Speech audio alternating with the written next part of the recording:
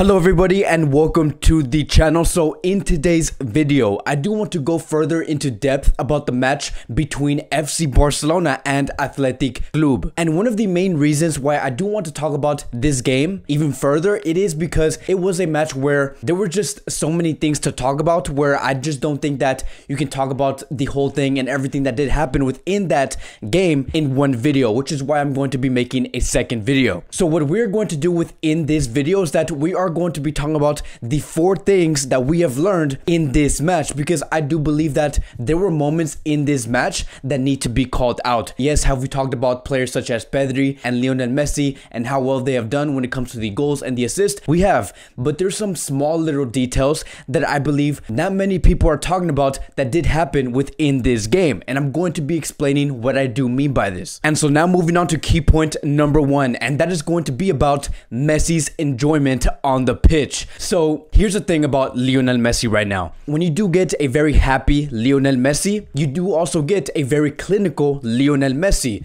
And we did see that. He scored 2 goals and gave us a great result in Barcelona overall. And yes, he did look very happy. He was smiling. He looked like he was really enjoying himself on the pitch. But here's the one thing that really did stood out from Messi in this game. There were moments in this match where Messi was hitting the post or completely missing a chance that he was given. And every time we did see Messi hit the post or miss a chance that he was given, right after those moments, Lionel Messi continued to smile. He was just looking around at the players and saying, I'm going to get it next time. He was having fun. He was really enjoying himself. Now, what is the reason why I'm saying this? That is because if we go back into the 2019-2020 season, under Quique Setién, we did play a match between FC Barcelona and Osasuna. And within that game, Lionel Messi was awarded a free kick. And when Messi did take that free kick, Messi did score. And when Messi scored that beautiful free kick, right? I remember many people and the media were enjoying that goal. People were saying that it was a beautiful goal. But as for Lionel Messi, when he scored that goal, he did not smile. He was not enjoying himself. If anything, he scored the goal and he's like, whatever, let's move on. But now, what is the reason why Messi acted in that way? That is because Messi knew deep down that even though he plays well himself, even though if he scores these amazing goals,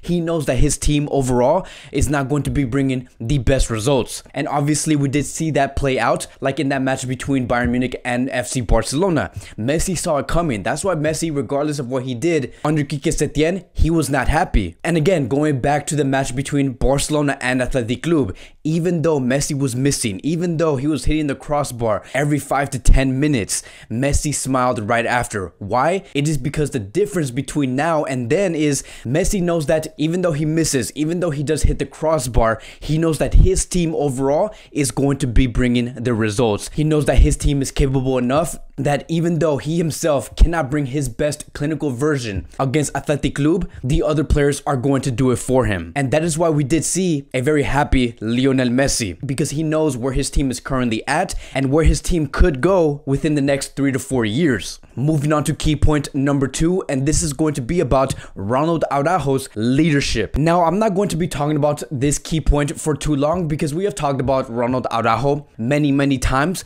but I do think that in this game, he did show his leadership and communicated his leadership in 2 different ways.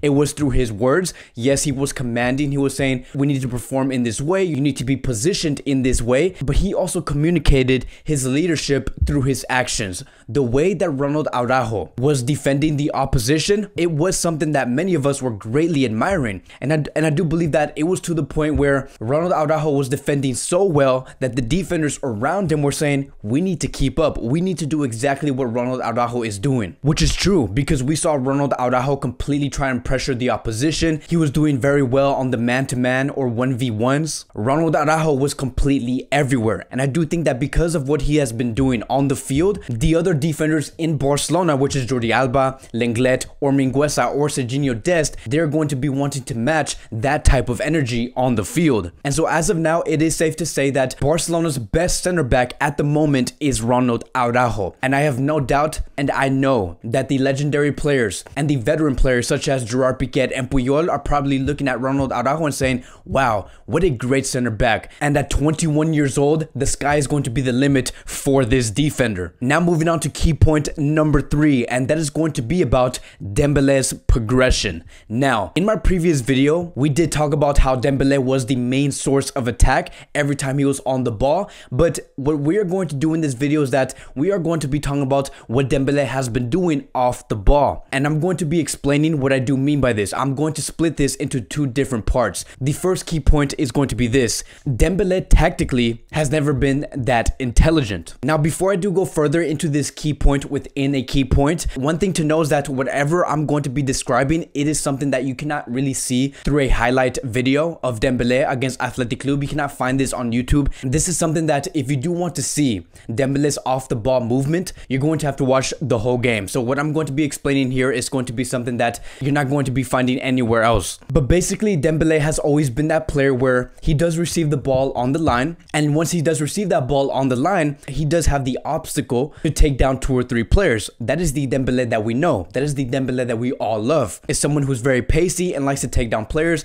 run into the box and try to cross the ball or try to take a shot. But in this match here, what we have seen, the version of Dembele that we have seen against Athletic Club was very, very different. Because yes, have we seen the Dembele where he was standing on the line waiting for the ball and trying to take down 2 or 3 players? We have seen that sometimes at some point throughout this game, but there were moments in this match where players such as Pedri or Messi or Frenkie de Jong, they had the ball, they were taking the ball up on the field, and Dembele was making those runs through the half spaces. And let me tell you, this is something that Dembele never usually does. You need to be tactically very smart in order to understand what spaces to attack between the center backs in order to receive a through ball by either Messi, Pedri, or Frenkie de Jong. Dembele was doing exactly this against Athletic Club, because once you do make these runs and you do them successfully, once you receive the ball, you don't necessarily need to take down 2 or 3 players from the opposition. Once you receive the ball and you run through the half space, you're going to be left with one more option, and that is to either take down one more player or take a shot and test the goalkeeper. And again, this is something that we don't usually see from Dembele, and I do think that this is telling us that Dembele wants to better his game. He wants to have more options on his way on how to attack, and that is a great thing to see. And then moving on to point number 2 within this key point